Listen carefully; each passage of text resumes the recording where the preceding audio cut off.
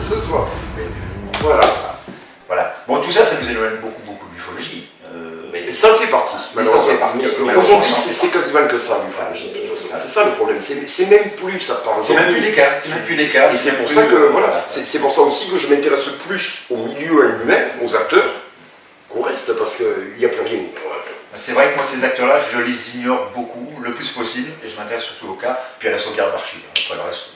Donc, c'est vrai que vous venez d'évoquer quelque chose quand même qui est très important, c'est-à-dire qu'il y a quelqu'un qui se revendique ufologue, qui est sorti un peu du chapeau du magicien dans les années 1990, mais qui raconte être dans l'ufologie depuis les années 70, sauf que quand on fait de la sauvegarde d'archives et qu'on a des documents qui datent de bien avant les années 70, on ne trouve rien le concernant. Moi, j'ai pas souvenir. En plus, ce monsieur donc crée des groupes ufologiques en précisant qu'ils ne font pas d'ufologie. Oui, c'est un mystère, ça. C'est vraiment un grand mystère. Ouais, on a traité ça déjà. Les repas ufologiques ne font pas d'ufologie, ils l'affirment, ils le clament haut et fort. Mais pourquoi ça s'appelle repas ufologique dans ce cas-là? Ceci dit, il faudrait un peu de cohérence. Il faut bien dire qu'on n'a rien contre les repas ufologiques.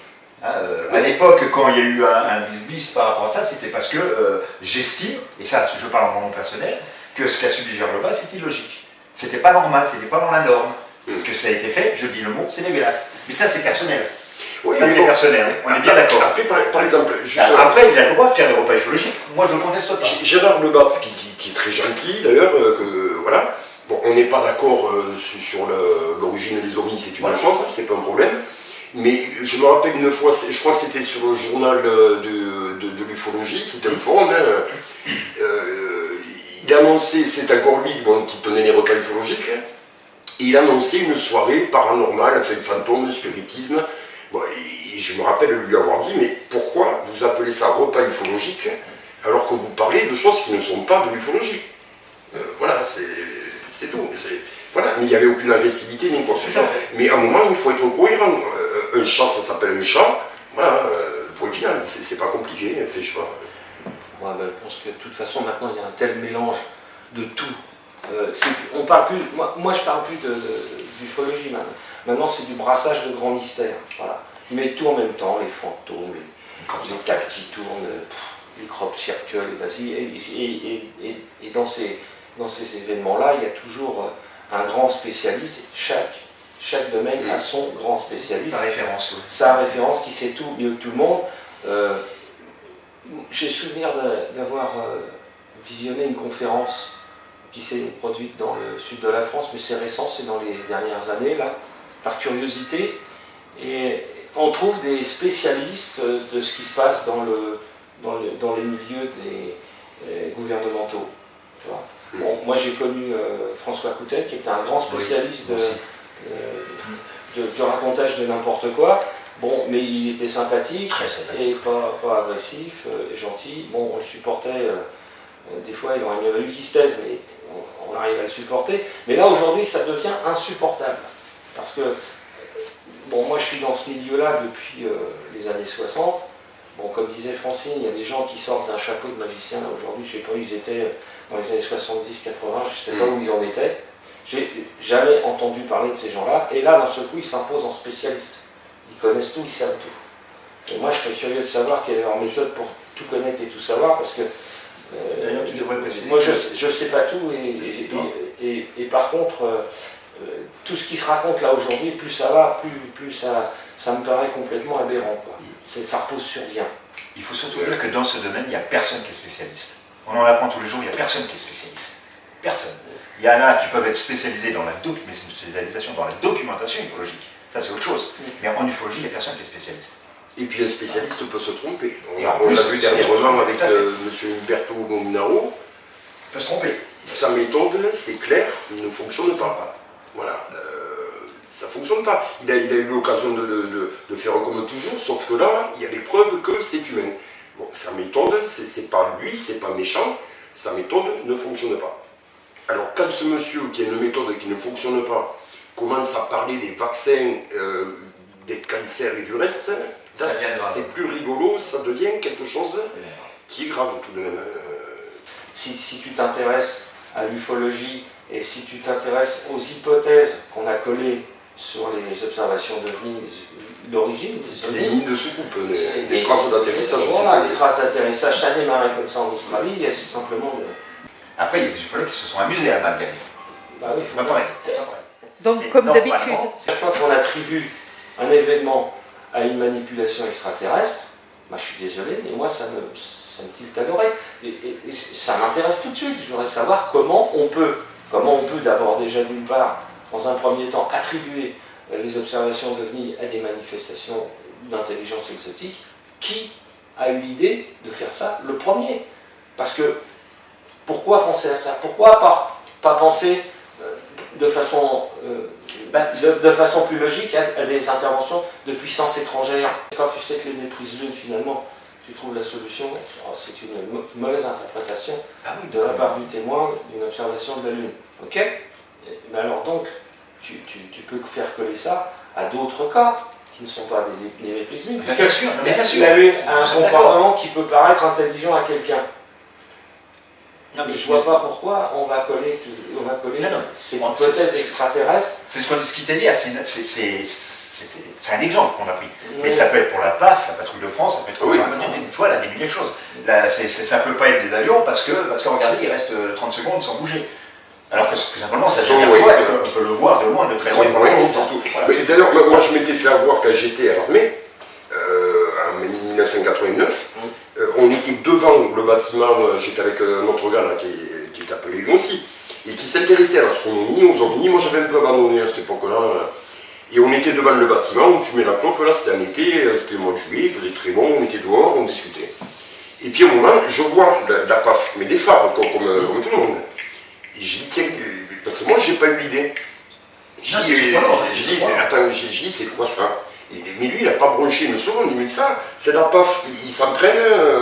Donc Jean-Marc, quel est ton sentiment par rapport au fait que, bien qu'il y ait eu des démonstrations de fait, par exemple, sur les crop circles, avec l'édition du rapport VK, qui est en ligne sur Internet depuis des années, qui a été édité sous forme de fascicule, qu'il y a eu un fascicule aussi sur la PAF, et qu'on voit un organisme qui se veut groupement d'ufologues importants en France, ne pas identifier justement la PAF, alors que c'est vraiment la PAF puisque c'est au premier week-end de juillet et que la description correspond à la PAF. Qu'est-ce que tu penses du fait que tous ces ufologues qui se présentent comme spécialistes ignorent ce genre de choses encore à l'heure actuelle? Mais en fait, c'est ce qui me fascine aujourd'hui, c'est ça mon intérêt pour la chose aujourd'hui. C'est que certains le savent, même, je dirais même beaucoup le savent, connaissent les arguments. Mais là où c'est fabuleux, c'est que c'est réellement une croyance. Dans le sens où, même quand on apporte des preuves, une pirouette ou le syndrome de Ramina Grobis, qui est célèbre chez les ufologues, enfin chez les sceptiques les moins, on va arriver à garder un mystère. Un mystère dans le sens où la PAF, c'est du mimétisme. Ce sont des ovnis qui imitent la PAF en train de s'entraîner. La rentrée de 1990, c'est des ovnis qui imitent une rentrée de 1990. Les crop circles, alors là c'est encore plus beau, parce que les crop circles, je ne cesse de lire depuis des années. Oui, mais il y a quand même un mystère. Ça fait des années que je demande. Dites-moi quoi? Qu'est-ce que vous n'expliquez pas par une action humaine ou naturelle, ou les deux réunis? Dites-moi quoi et donnez-moi un crop qui contient cette chose-là. On l'étudie, on en parle, on en débat. Jamais on ne m'en donne un. Jamais, personne. Même pas monsieur Umberto Molinaro. Personne ne sait me dire quel est le fameux mystère qui resterait dans les crop circles. Donc moi, je le dis, tous les crop circles, 100%, sont faits par des êtres humains. Et je peux apporter l'argumentation qui démontrera ce que je dis. Après, on va passer au stade au-dessus, c'est encore plus beau, et c'est ce que je lis de plus en plus, et vraiment ça me fascine. C'est cette hypothèse ou théorie, je ne sais pas comment la qualifier, parce que c'est même pas défini. On ne sait pas quoi, ni rien. Je vais l'appeler Vallée, voilà, parce que je pense que c'est un peu lui qui a initié ça. Cette fameuse idée de quelque chose d'intelligent, qui est là depuis l'aube de l'humanité, qui nous manipule, qui fait en sorte qu'on ne peut pas l'étudier, l'attraper, ni quoi que ce soit, mais quand même c'est là. Alors, qu'on me définisse quand même un peu la théorie de machin. Qu'est-ce que c'est? Ça sort d'où? Et surtout, si on ne peut pas l'étudier, qu'on ne peut rien y comprendre, et bien alors il n'y a qu'à arrêter, il n'y a plus rien à étudier dans ce cas-là. Je ne sais pas. Si je l'appelle Dieu, le monstre spaghetti volant, ou la licorne rose invisible, ça marche nickel, ça marche aussi, c'est pareil. Et ça, je ne sais pas, c'est quelque chose que je ne comprends pas. C'est comme le terme spirituel. Je ne cesse de demander, qu'est-ce que vous appelez la spiritualité? Je n'ai jamais une réponse claire. Hein. C'est le truc, ça passe partout, on fout tout dedans, hop, c'est spirituel, c'est quantique, ne cherche pas. Voilà. C'est le nouveau mot à la mode, quantique. Autant quantoc. Ah oui, non, mais quand tu vois, moi j'ai discuté avec des professeurs en physique et tout, que les mecs qui me disent, moi je suis prof de physique, mais ça, c'est un peu trop costaud parce que c'est vraiment pointu, et quand je vois sur internet des Pékins sortis de je sais pas d'où qui m'expliquent que c'est quantique, excusez-moi, mais... Quantique, c'est comme le mimétisme, c'est comme les crashs de tout et les crashs de rien, les témoins de rien, aussi c'est bien ça. Non, mais de toute façon, quand tu parlais du syndrome de Raminathrobis, mais on est dedans. Hein. Ah oui, complet. Complet, là. Alors là, total. Il n'y a plus rien à faire. Là. Quand on en est là, il n'y a plus rien à faire. C'est comme le mimétisme, c'est ça. C'est fermé. On ne peut pas comprendre, c'est capable de tout, et c'est là où Dieu pourrait intervenir. Le monstre spaghetti volant, la licorne rose invisible, tu as encore des ufologues aujourd'hui, et il y en a un, parce qu'il a repris une structure américaine et autres, qui prend le témoignage à la lettre. Ça aussi, c'est extraordinaire, parce qu'aujourd'hui, on a quand même démontré qu'il y a des faux souvenirs autres, et ça ne veut pas dire qu'il n'y a pas d'OVNI, ça ne veut pas dire qu'il n'y a pas de cas, mais on prend tout à la lettre. Et ces genres de personnages, quand tu demandes une explication sur quelque chose, il n'est pas capable de te répondre non plus. Je me souviens d'un cas où, ça se passait dans le Vaucluse, il y avait des petites flèches, puis j'ai dû simplement demander à quoi correspondent ces flèches. Est-ce que c'est la trajectoire? Est-ce que c'est l'endroit sur les témoins ni rien? Il me dit, bah oui, c'est la trajectoire. Je dis donc c'est la trajectoire apparente. Il me dit, mais c'est la même chose. Mais la même chose que quoi? Bah que la véritable trajectoire. Je dis non, sur trajectoire visuelle, donc apparente, et trajectoire réelle. Et ben non. C'est pour ça que tout à l'heure, on vient. C'est pour ça que tout à l'heure je parlais de perception. Parce que moi, c'est pas parce que le témoin, sans dire qu'il ment, mais c'est pas parce que le témoin va me dire ci et ça que c'est ci et ça. C'est ce qu'il a perçu. Il faut bien garder ça en tête. Si on veut faire les choses sérieusement, il ne faut jamais oublier ce genre de choses. Pour moi, c'est des choses basiques. Alors quand on vous dit, quand on amène une explication, mais le témoin a dit que, mais non, on est en train de démontrer que l'explication peut correspondre au témoin. Sauf que le témoin s'est trompé à un moment donné sur la distance ou la vitesse ou quelque chose comme ça. Puis il n'y a rien à répondre et puis à la limite, il n'y a rien à chercher à ce moment-là. C'est comme pour les méprises lune, oui, mais le gars, il n'a pas vu les cratères. Ou alors le cratère qu'il a dessiné, il n'a pas mis au même endroit. Si ça se trouve, c'est pas Michel, c'est Ziki qui fait du mimétisme. Ouais, fais voir, t'as des antennes? Ça m'étonnerait pas d'ailleurs. Bah, on en revient à du B.A.-ba qu'on est obligé de rabâcher systématiquement, alors qu'aujourd'hui, on devrait aller largement au-delà. Ah mais c'est ça. Le côté sceptique en ufologie, c'est Sisyphe. Ou Pénélope avec sa tapisserie, tu recommences tout le temps. Voilà. Tu es obligé de toujours, à un moment, repartir à zéro. Chose qui d'ailleurs me lasse, et à un moment, je l'ai marre et je le suis plus. Je suis assez partisan de le laisser faire. Parce que de toute façon, là, l'ufologie d'aujourd'hui est d'un tel niveau que je ne lui vois pas d'avenir.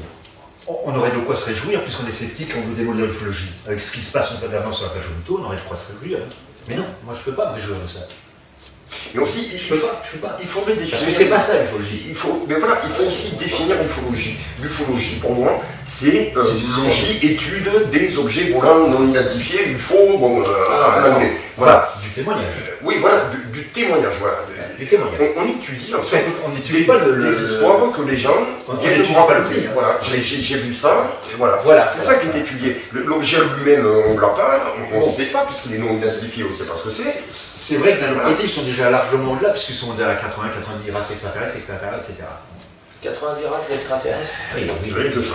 Ouais, moi je serais heureux déjà s'ils m'ont isolé une qu'on puisse. Et qu'on puisse toi qui t'es, je peux poser une question.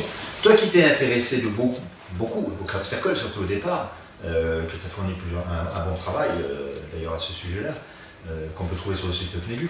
Je voulais reprendre d'ailleurs avec les derniers. Oui. Qu'est-ce que tu penses de l'argument de ce personnage qui a déboulé comme ça avec Métacagoule et qui dit mais on n'a pas besoin du rapport VK, il suffit de 25 ans d'agriculture pour comprendre. Qu'est-ce que tu penses de cet argument-là à la place de VK? Je ne vois pas ce que 25 ans d'agriculture apporterait au fait de savoir faire un crop. Non, mais d'identifier les vrais et les faux, c'est ça qu'il veut dire. Mais justement, je lui ai encore dernièrement posé la question et il restait sans réponse. Qu'est-ce qui fait qu'un est vrai et que l'autre est faux? Dites-moi ça, quel est le marqueur d'un vrai et montrez-moi un, qu'on en parle. Voilà. Et comment on les Et discerne? ça, personne ne me répond jamais. Et comment on les discerne? Il y a un mystère, d'accord. Le mystère, c'est en fait, quel est le mystère? C'est ça le truc.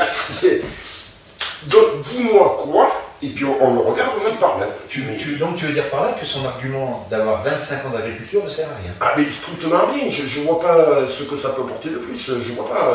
Moi qui avais un espoir qui nous amène autre chose que le rapport VK, je suis déçu. D'ailleurs, le VK, il n'a même pas compris ce que c'est. Donc, voilà, 25 ans d'agriculture, c'est bien, ça ne veut pas dire qu'il est capable de faire. Ou alors qu'il nous fasse un cross-cycle. Je rends ma casquette. Qu'il nous en fasse un, avec ce fameux mystère, ou je sais pas. Déjà définir quel est ce mystère.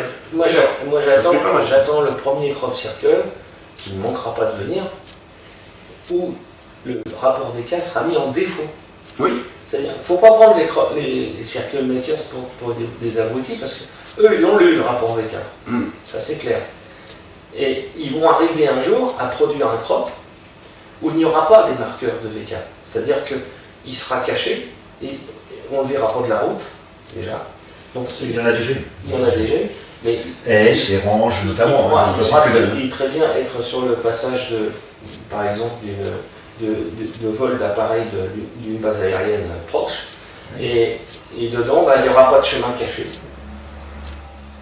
Mais de toute façon, en plus, ça, c'est toute l'histoire, si on regarde, c'est toute l'histoire des crop circles. Au départ, on parlait de mine sous-coupe. Pourquoi? Parce que c'était un rond, simplement. Souvent pas très grand. Voilà. Des couches de sanglier, bien souvent. Pas très grand, un rond. Hop, un mine sous-coupe. C'était des couches de Du sanglier. coup, c'est devenu des dessins un peu plus évolués, et avec le temps, la technique s'améliorant, on fait de plus en plus beau. On a eu CD Vortex, c'est couché dans le sens horaire. La saison d'après, c'était anti-horaire. C'est la preuve que les hommes disaient. Voilà. Il y a eu CD sous-coupe, alors on n'en voit pas sous les lignes à haute tension. La saison d'après, il y en avait sous les lignes à haute tension. Voilà, je sais pas, rien que là déjà, réfléchissant un petit peu, on a compris. Ça démontre que l'homme lit et puis il se dit, bah tiens, ils ont remarqué ça, on va faire l'inverse.